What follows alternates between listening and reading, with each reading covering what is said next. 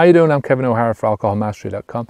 Today I wanted to talk about context in terms of behaviour change and how it's important to have things in context when you're moving forwards. That if you don't have the context for behaviour change, it can be very tough to change your behaviours.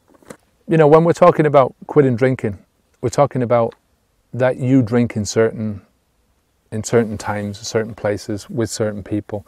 You drink more with certain people, you drink more in certain places, and so on and so forth, right? So you have to identify the context that you're drinking. You know, there's other contexts, right? Working, for instance, where, you know, you can't drink, right? When you're driving, you can't drink.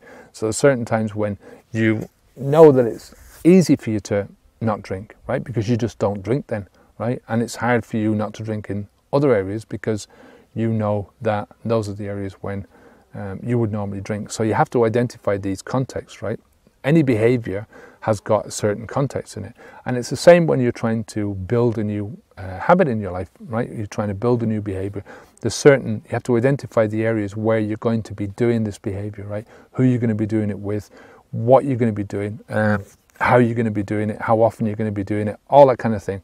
It's all contextual. So you have to concentrate your efforts on building the habit when you're in that context, right? And you have to think about that in advance. So think about the specifics of everything. Try and get as specific as you can. You know, when you're trying to build your goals, trying to think of different areas where those goals are going to be affected, where you're going to be affected in your life, that you can't do these things, you can't follow this thing. There's going to be which obstacles are going to be in your way.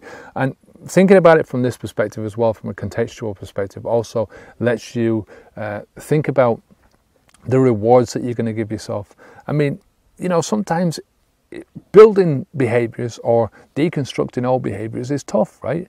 And you need to have certain times when you step back and you take a break and you reward yourself for putting in the hard work, right?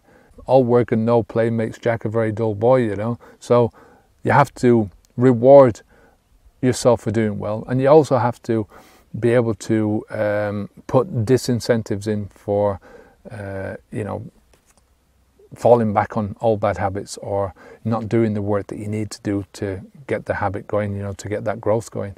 You need to put disincentives in for that. And the only way you can do that is to know the context, you know, of the situations, right? So I'm just saying context here is it's a bit more of a complex topic than I normally talk about. It probably needs a lot longer of a video, but I'm just saying, when you're talking about quitting drinking alcohol, we'll concentrate on that. Just think about this, that there are times when you would normally stop, not drink at all, right? And in those times, it's easy not to drink. So you know that you can do it, right? You know that you don't gag a pint when you know you can't have a pint. You just put it out of your mind and you get on with this, you know, with life.